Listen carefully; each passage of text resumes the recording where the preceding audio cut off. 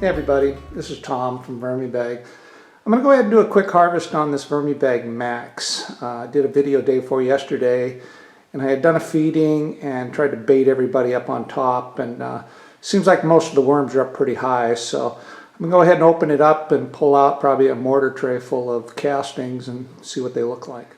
And before I open it up, I wanted to show you the very bottom. You can see there's, I think, 3 little beads of leachate that's dripping out of this. So I know the very bottom of it, there's definitely some excessive moisture, probably right at the very bottom, I would suspect, because the bag itself I don't think is that wet. And again, the design of the VermiBag, that's exactly what they should do. You should get little weeps like that of leachate that come out of this panel on the bottom. It's designed not to hold moisture, because I don't want it holding the moisture here, because it can go anaerobic down at the bottom. So I actually punched some additional holes in the bottom of this. You can't see them, but just to penetrate the coating that's on the Cordura fabric, so it'll drip out real slowly like this. It'll bead up. Good way of monitoring the bag. So let me go ahead and pull this thing open and see what it looks like. Okay, let's go ahead and unzip this thing and see what it looks like.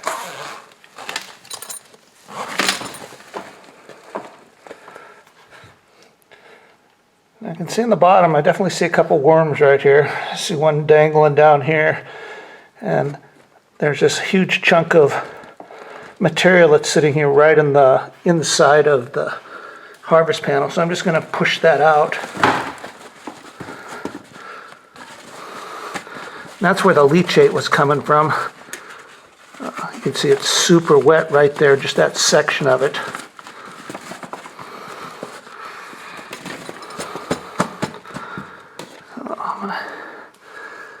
That material that came out of the very bottom right there is really, really moist. I mean, real wet.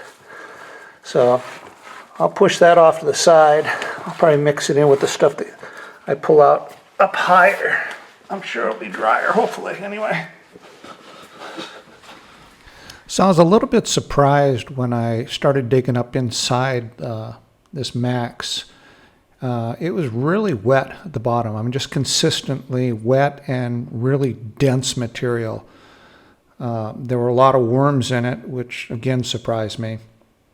I think part of the reason might have been that I had emptied another part of another system, which consisted of a lot of finished castings, into this system, and I may have inadvertently kind of buried a lot of worms down low. I'm not really sure, but I had to go up about, I'm going to say about 9 inches before I actually started getting to material that was pretty dry. I mean, acceptable for sure. So I just kept going until I basically reached an area that was drier, because the material that I was pulling out right here was really wet, and it was definitely creating some type of an anaerobic condition. So ended up with about 9 or 10 inches I removed. So I was definitely surprised at the amount of moisture in the system and how large of an area it was. So I ended up removing all of it, everything that was pretty wet, because this system's full, so there's a lot of material in it. And then once I got done putting the lid back on, or the harvest panel in, you know, I pushed on the sides and everything fell back down in and filled this void. So now the material that's in there is, you know, much less moisture, and it's a lot looser and stuff. So I think the second harvest, I think, will go pretty well. Okay, this is the material I pulled out of the Max. I'm a little surprised. It's actually a lot wetter than I thought. And there are a lot of worms in this. I'm not really sure why either. I did add part of another system into it at one point that had finished compost in it. And I'm kind of thinking then that might have been the reason. I might have had a layer of worms that were down lower and they tended to stay there. I'm not really sure. I'll zoom in here and take a look at it, and I'll show you how many worms are in this stuff.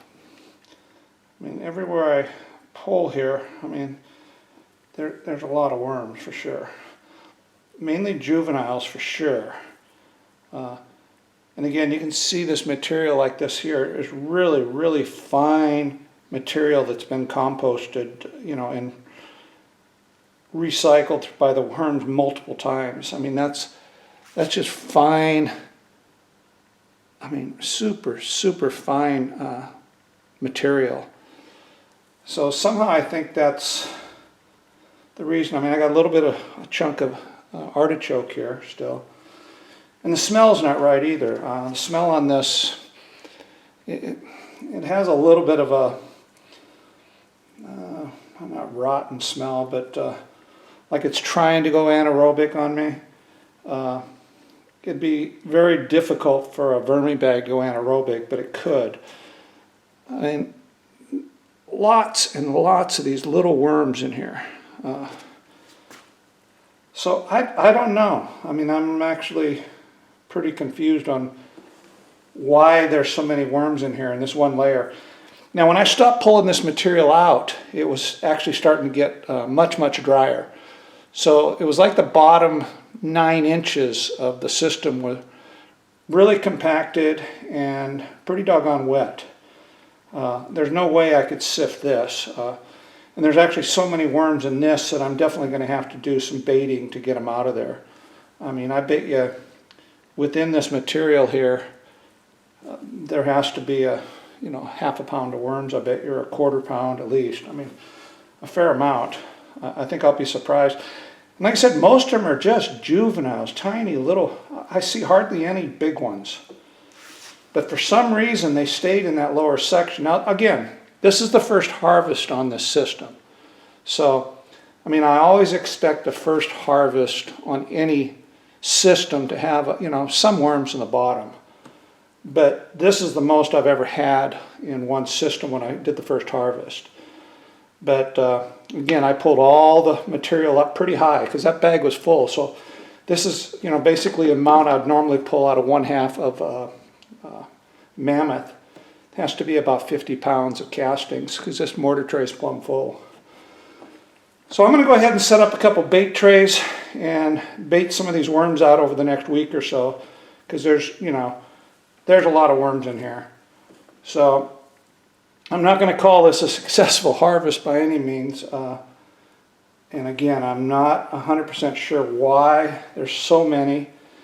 And I think it might have to do with that smell too. Somehow the system was really, it was so compacted there at the bottom that I wasn't getting hardly any oxygen flow through the system. So it was starting to get a little bit rancid there at the bottom.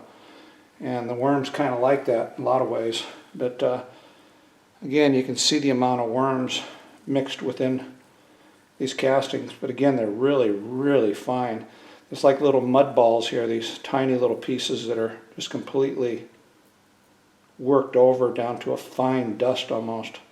But mixed within those are tons of these little juvenile baby worms. So I'll set some bait trays up, not a big deal really, and I'll definitely get some pretty good results coming out of this, I'm sure. So I'm going to go ahead and put 2 bait trays in this, and over the next probably couple of weeks I'll show you how many worms I get out of these castings. And hopefully the second harvest we do on this bag will be a lot better than the first. That's it for today. This is Tom from VermiBag. Till next time, ciao.